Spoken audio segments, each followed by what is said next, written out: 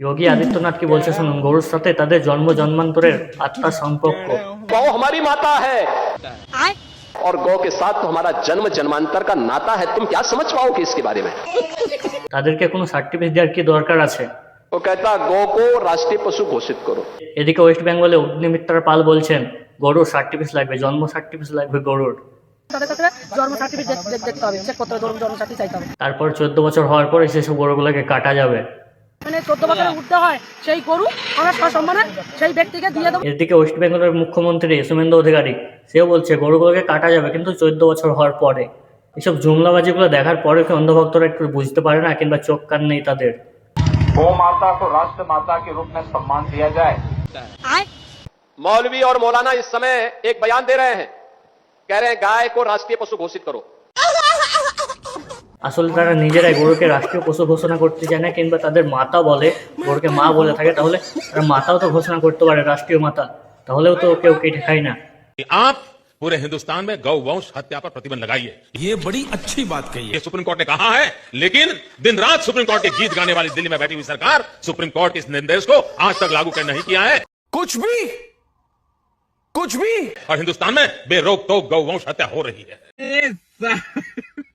এবং বিদেশে যেসব গরুগুলোকে পাচার করা হয়, বিফ এক্সপোর্ট করা হয়, যেসব কোম্পানিগুলো থেকে তাদের সরকার চাঁদা নিয়ে থাকে, সেসব চাঁদাগুলো নিয়ে বন্ধ হবে। তারা সেই সব কোম্পানিগুলো থেকে চাঁদা নিতে পারবে না। গরুর যেসব ব্যবসা করে থাকে, যারা গরু বিদেশে পাচার করে থাকে, সেই সব কোম্পানিগুলো থেকে তারা চাঁদা নিতে পারবে না। তার জন্য এখন হিন্দুদের ব্রেন ওয়াশ করার জন্য এইসব কথাগুলো, এইসব জুমলাবাজগুলো তারা বলছে সোশ্যাল মিডিয়াতে। कि गौ हमारी माता है, जन्म जन्मांतर का नाता है। আর সেই সব কথাগুলো শোনার পরে অন্ধভক্তরা শুধু হ্যাঁ হ্যাঁ তাদের কথাতেই ঠিক। অন্ধভক্তরা একটু চোখ কান খুলো, দুনিয়াটা দেখো। কিছুদিন আগে ওয়েস্ট বেঙ্গলে এসআইআর হলো, সেখানে মায়ের সন্তান হওয়ার জন্য তার ছেলেকে জন্ম সার্টিফিকেট দেখাতে হচ্ছে। তার ছেলে কিনা তাকে প্রমাণ দিতে হচ্ছে যে আমি আমার মায়ের সন্তান, এটা সেই সন্তানকে প্রমাণ দিতে হচ্ছে। এখানে তোমরা গরুকে মাতা বলো, তাহলে তোমাদেরও তো একটা প্রমাণ দেওয়ার জন্য তোমার গরুর একটা সার্টিফিকেট হওয়া দরকার ছিল। তোমাদের গরু যদি তোমাদের মাথায় হয়ে থাকে, আমরা কি করে বিশ্বাস করবো? তোমাদের গরুর একটা সার্টিফিকেট বের করে দাও, सिस्टम पार देंगे। তাহলে আমরা বিশ্বাস করবো। তোমাদের গরুকে রাষ্ট্রীয় পশু কিংবা রাষ্ট্রীয় মাতা ঘোষণা করে দাও, তাহলে আমরা নিশ্চয়ই বিশ্বাস করবো তোমাদের গরু মাতা।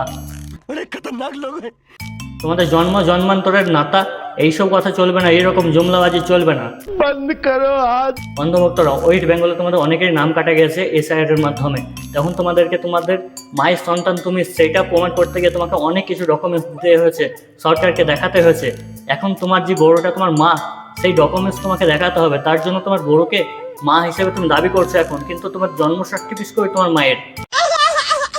তোমার মাকে যদি দাবি করে থাকো আমার গরুটা মাতা, আমার জন্ম জন্মান্তরের নাতা আমার মায়ের সঙ্গে আছে, তোমার গরুকে তুমি মা বলে ডাকছো, তাহলে তোমার সেই সব নেতা মন্ত্রীদেরকে বলো তোমার মায়ের যেন জন্ম সার্টিফিকেট বের করে দেয়, এবং সেই মা যেন প্রমাণ করে তোমরা তাদের সন্তান, এবং তোমরা তাদেরকে প্রমাণ করতে পারো হ্যাঁ তোমরাই সেই সব মায়ের সন্তান, সেই গরুগুলোর সন্তান। তাই অবশ্যই তোমরা গরুকে রাষ্ট্রীয় পশু ঘোষণা করো, কিংবা তোমাদের মা যদি হয়ে থাকে তাহলে রাষ্ট্রীয় মাতা ঘোষণা করো। তারপরে বিফ এক্সপোর্ট করতে দিও না বাইরের রাষ্ট্রগুলোতে। তোমাদের মাগুলোকে বাইরের যেগুলোতে পাচার করা হয় সেইগুলো যেন বন্ধ হয়।